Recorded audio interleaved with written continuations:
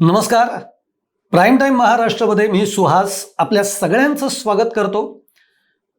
जून महिन्यामध्ये शिवसेनेचा वर्धापन दिन येतोय आणि या वर्धापन दिनाच्या निमित्ताने उद्धव ठाकरे मोठी घोषणा करण्याच्या विचारात आहेत. अर्थात याबद्दलच्या बातम्या सुद्धा याआधी येऊन गेलेल्या आहेत की आदित्य ठाकरेंना कदाचित कार्याध्यक्षपदी बसवलं जाण्याची शक्यता आहे. कदाचित नाही, ते बसवलं जाईल अशीच एकूण दाट शक्यता आहे. यामागे खूप मोठं राजकारण आहे, यामागे खूप मोठं कारण दडलेलं आहे. कारण आता येणाऱ्या काळांमध्ये जर का खरी लढत कोणामध्ये होणार आहे तर ती दोन शिवसेनेमध्ये होणार आहे. आणि दोन शिवसेनेमध्ये जेव्हा लढत होणार आहे तेव्हा ती थेट लढत दोन युवराजांमध्ये होणार आहे. हे दोन युवराज म्हणजे आदित्य ठाकरे आणि इकडे श्रीकांत शिंदे. या दोन युवराजांमध्ये पुढची लढाई आपल्याला बघायला मिळणार आहे. नेमकं काय होणार आहे हेच आपण समजून घेऊयात या सगळ्या व्हिडिओमधनं. तुम्हाला व्हिडिओ आवडला तर लाईक करा, शेअर करा, चॅनल सबस्क्राईब करा. तुमच्या देखील कमेंट या कमेंट बॉक्समध्ये जरूर कळवा. मित्र हो, तुम्ही म्हणाल की निवडणुकांना अजून 2.5-3 वर्ष अवकाश आहे. हा विषय आता तुम्ही का घेतलाय? तुम्ही ना सध्या शिवसेना ठाकरे गटाचं जर का फेसबुक किंवा ट्विटर हँडल जर बघत असाल तर अनेक पोस्ट त्याच्यामध्ये पडत असतात. त्याचप्रमाणे मनसेच्या पडत असतात, एकनाथ शिंदेच्या शिवसेनेचे पडत असतात.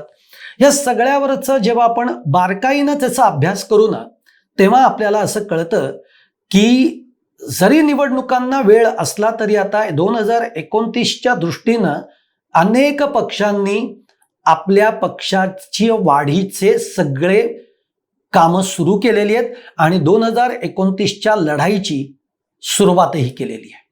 तुम्ही काँग्रेसचं उदाहरण घ्या. आपण इथपासून सुरुवात करू.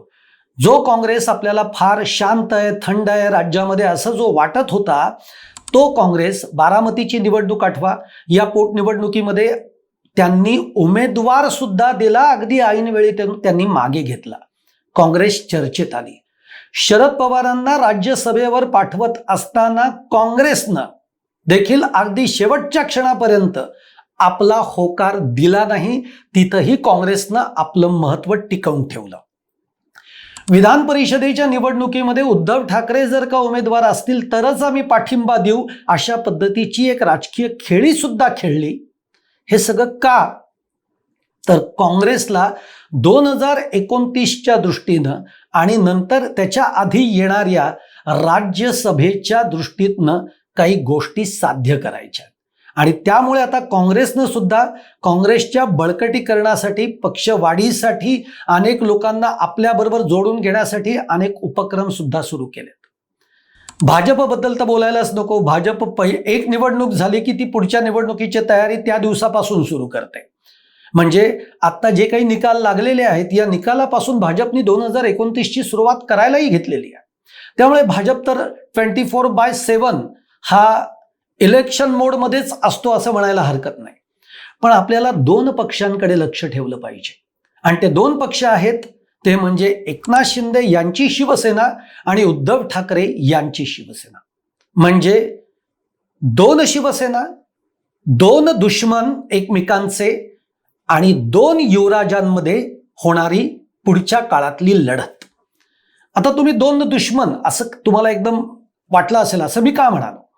एक लक्षात घ्या, 2022 मध्ये एकनाथ शिंदेंनी मूळ शिवसेना न ते बाहेर पडले, ते त्यांनी फोडली. त्यांच्याबरोबर 40 आमदार निघाले आणि त्यांनी शिवसेना एक वेगळाच गट निर्माण केला, ज्याला नंतर पुढे जाऊन निवडणूक आयोगानं शिवसेना नाव हे त्यांना दिलं, पक्षचिन्हही त्यांना दिलं. हे सगळं जेव्हा घडलं तेव्हा एक लक्षात घ्या, एक वेळ एकनाथ शिंदे असे बाहेर पडले असते तर उद्धव ठाकरेंच्या मनामध्ये तितका राग राहिला नसता जितका आज तो आहे. आपल्या सगळ्यांना आठवत असेल की एकनाथ शिंदेच्या बाबतीमध्ये किंवा त्यांच्या पक्षातल्या इतर लोकांच्या बाबतीमध्ये गद्दार म्हटलं गेलं, 50 खोके एकदम ओके म्हटलं गेलं. आज या महाराष्ट्रामध्ये कुठल्याही पक्षाबरोबर कोणाचीही युती आघाडी होऊ शकते, परमिटेशन कॉम्बिनेशन होऊ शकतात, पण दोन शिवसेना हे एकमेक जवळ येतील, यांच्यामध्ये कधीतरी यांच्यातलं कधीतरी अंतर कमी होईल किंवा दुरावा कमी होईल असं आत्ता तरी दूरवरपर्यंत तरी शक्य नाही किंवा ते वाटतही नाही. याचं कारण असं आहे की आज उद्धव ठाकरेंच्या मनामध्ये ज्या पद्धतीची कटुता आहे एकनाथ शिंदेच्या बद्दल ती आणि ती त्याला कारणही तसं आहे की तुम्ही अख्खी शिवसेनाच फोडलीत आणि त्यामुळे मग दोन शिवसेना झाल्यानंतर उद्धव ठाकरे उरली सुरली जी आपली शिवसेना आहे ती घेऊन त्यांनी अनेक आता मधल्या काळातल्या महापालिका निवडणुका लढवल्या, त्यांनी या स्थानिक स्वराज्य संस्थांच्या निवडणुका लढवल्या, पण महापालिकेमध्ये उद्धव ठाकरेंनी जे यश संपादन केलं ते एकनाथ शिंदेच्या शिवसेनेलाही जमलं नाही. पक्ष तुमच्याकडे, नाव तुमच्याकडे, चिन्ह तुमच्याकडे आहे, तरी एकनाथ शिंदेंना त्या पद्धतीने महापालिकेत आपले नगरसेवक निवडून आणता आले नाहीत जेवढी संख्या उद्धव ठाकरेंकडे आहे. पक्ष कमजोर झालेला असताना सुद्धा विधानसभेच्या निवडणुकीमध्ये उद्धव ठाकरेंच्या शिवसेनेने 20 आमदार निवडून आणले. हेही नसे थोडं के. त्यामुळे आता याच्या पुढच्या काळातली जी काही सगळी वाटचाल आहे ती हे दोन्हीही पक्ष हे आपला पक्ष विस्तार कसा होईल याकडे प्रामुख्याने बघणार आहेत आणि बघायला सुरुवातही झालेली आहे. एकनाथ शिंदेंनी तर ती केलेली आहे. तुम्ही बघा गेल्या काही दिवसांमध्ये एकनाथ शिंदेंना एक गोष्ट तर कळली आहे की 2029ला खरी लढत जर आपली कोणाबरोबर असेल तर ती भाजप बरोबर असेल आणि भाजप बरोबर असेल तर आपल्याला स्ट्रॉंग व्हावंच लागणार आहे. आणि म्हणून एकनाथ शिंदे मिळेल त्या पक्षातले जे काही महत्वाची लोक आहेत ते फोडण्याचं काम करतायत, त्यांना आपल्याबरोबर घेत आहेत. काही पक्षच आपल्या पक्षामध्ये विलीन करून घेत आहेत, जसं की आता आपण बच्चू कडूंचं उदाहरण बघितलेलं आहे. त्यामुळे एकनाथ शिंदेंनी हा जोर आता लावलेला आहे, पण तो त्याचबरोबरीनं एकनाथ शिंदेंनी श्रीकांत शिंदे यांना मैदानात उतरवलेला आहे. श्रीकांत शिंदे हे मराठवाडा असेल तर तिथला सगळा जो भाग आहे किंवा इकडचा विदर्भातला काही भाग आहे, या ठिकाणी श्रीकांत शिंदे जाऊन शिवसेनेच्या नेत्यांच्या बैठका घेते आहेत. तिथली लोक कशी जोडता येतील त्यासाठी त्यांचे सगळे कार्यक्रम आखतायत. म्हणजे श्रीकांत शिंदे आता मैदानात उतरलेत. ऑलरेडी त्यांच्याकडे कल्याण, डोंबिवली, ठाणे ही जबाबदारी आहे. त्यातून आता मुंबईची जबाबदारी सुद्धा श्रीकांत शिंदेकडे एकनाथ शिंदेंनी दिलेली आहे. म्हणजे भविष्यामध्ये शिवसेना जी आहे ती कोण पुढे चालवेल किंवा त्याचा कोण वारसदार असणार आहे तर ते श्रीकांत शिंदे असतील, हे एकनाथ शिंदेंनी आता दाखवून द्यायला सुरुवात केलेली आहे. त्या शिवसेनेचा जर आपण विचार केला, उद्धव ठाकरेंच्या शिवसेनेचा विचार केला तर उद्धव ठाकरेंची शिवसेना अजून त्या गतीने चालत नाहीये. खरं तर चाललं पाहिजे. आता उद्धव ठाकरे आणि आदित्य ठाकरे यांनी महाराष्ट्रामध्ये फिरलं पाहिजे. केवळ संजय राऊत यांनी रोज सकाळी येऊन बोलणं आता त्याच्याने काहीही उपयोग होणार नाही. आता लोक त्या गोष्टीपासून दूर गेलेली आहेत. मी कंटाळली आहेत असं म्हणणार नाही, पण रोज बोले त्याला कोण रडे अशा पद्धतीची आता अवस्था होईल आणि ती झालेली आहे. त्यामुळे आता पायाला भिंगरी लावून, आपल्या पायाला पॅड लावून उद्धव ठाकरे असतील, आदित्य ठाकरे असतील किंवा पक्षातले काही महत्वाचे लोक असतील की ज्यांनी आता महाराष्ट्राच्या कानाकोपऱ्यामध्ये गेलं पाहिजे, माणसं जोडली पाहिजेत, जी सोडून गेली आहेत त्यांना पुन्हा आपलंसं करून घेऊन आपल्या पक्षात आणलं पाहिजे. हे सगळं आता करायला पाहिजे. पण कधी हा एक प्रश्न आहे, कारण अजून त्यांच्याकडनं ती सुरुवात झालेली नाही. पण एक सुरुवात होतीये ती म्हणजे आदित्य ठाकरे यांच्या रूपाने. मी तर असं म्हणेन की आदित्य ठाकरेंवर जबाबदारी द्यायला उद्धव ठाकरेंनी थोडा उशीरच केलाय.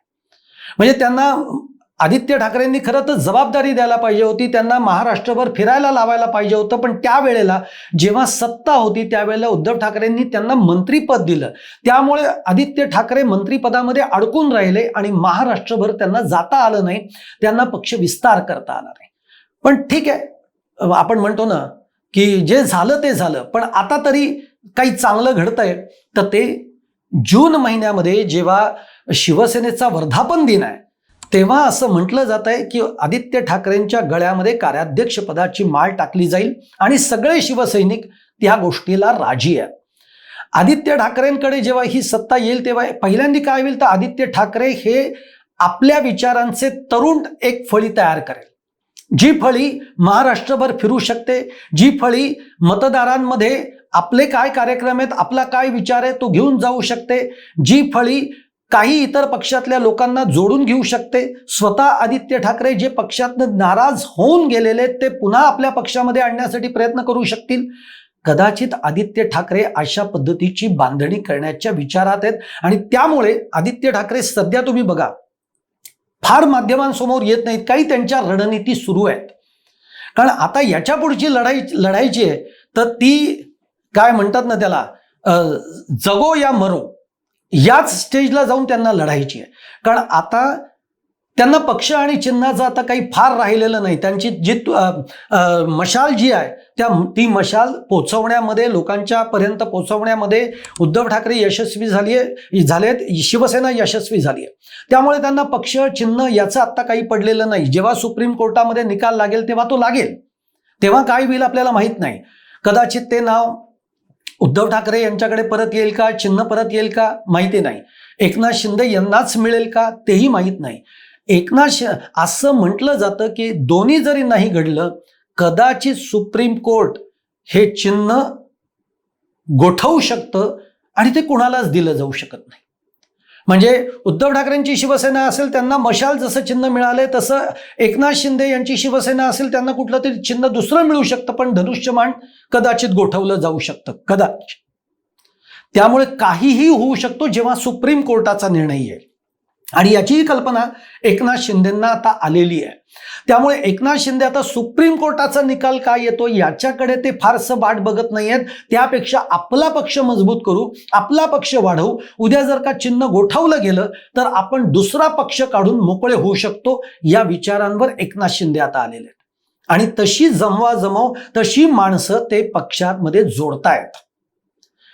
उद्धव ठाकरे एक्झॅक्टली तेच करण्याच्या विचारात आहेत. आता उद्धव ठाकरेंनी फक्त स्पीड वाढवला पाहिजे, मैदानात उतरलं पाहिजे, आदित्य ठाकरेंना उतरवलं पाहिजे आणि आदित्य ठाकरेंना उतरण्याची रणनीती सुरू झालेली आहे. पुढच्या मी तुम्हाला सांगतो 4 ते 5 महिन्यानंतर जर महाराष्ट्राच्या राजकारणामध्ये जर 2 माणसं जर तुम्हाला दिसत असतील आमने सामने तर ते 2 युवराज आहेत. मी श्रीकांत शिंदेंना सुद्धा का युवराज म्हणतोय, कारण तिकडे एकनाथ शिंदेचे ते चिरंजीव आहेत म्हणून ते युवराजच झाले, कारण तेही माजी मुख्यमंत्री राहिलेले आहेत. उद्धव ठाकरेंचे चिरंजीव म्हणजे आदित्य ठाकरे, त्यांनाही आपण युवराजच म्हणतो. त्यामुळे 2 युवराज हे आता रणांगणात उतरण्याची तयारी करतायत. ऑलरेडी श्रीकांत शिंदे यांनी केलेली आहे. मुंबईमध्ये हे दोघं आमने सामने दिसतील, ग्रामीण भागामध्ये देखील हे उद्या आमने सामने दिसणार आहेत आणि तशा पद्धतीची रणनीती सुरू झालेली आहे. त्यामुळे 2 युवराजांमध्ये आता पुढच्या काळातला संघर्ष हा आपल्याला बघायचा आहे. आता आदित्य ठाकरे शिवसेना वाढीच्या दृष्टीनं कशी पावलं टाकतायत, थेट लोकांपर्यंत कसे जात आहेत, काय कार्यक्रम घेऊन जात आहेत, हे बघणं फार इंटरेस्टिंग राहणार आहे. पण म्हणूनच मी सुरुवातीला म्हटलं 2 शिवसेना, 2 एकमेकांचे कट्टर दुश्मन आणि 2 युवराज जे आता आगामी काळामध्ये या सगळ्या राजकीय मैदानामध्ये एकमेकांना शह देण्यासाठी, एकमेकांना चितपट करण्यासाठी मैदानात उतरतायत. तुम्हाला काय वाटतंय? आदित्य ठाकरे हे कार्याध्यक्ष व्हावेत आणि त्यांनी आता खरंच महाराष्ट्राच्या या सगळ्या निवडणुकीच्या किंवा राजकीय या पटलावर त्यांनी उतरावं, महाराष्ट्र त्यांनी पिंजून काढावा, तुम्हाला वाटतंय? पुढची लढत ही 2 युवराजांमध्ये म्हणजे श्रीकांत शिंदे आणि आदित्य ठाकरे यांच्यामध्ये होईल असं तुम्हाला वाटतंय? काय वाटतंय तुम्ही देखील तुमच्या कमेंट या कमेंट बॉक्समध्ये जरूर कळवा. आणि माझा व्हिडिओ जर का तुम्हाला आवडला असेल तर लाईक करा, शेअर करा, चॅनल सबस्क्राईब करायला विसरू नका. धन्यवाद.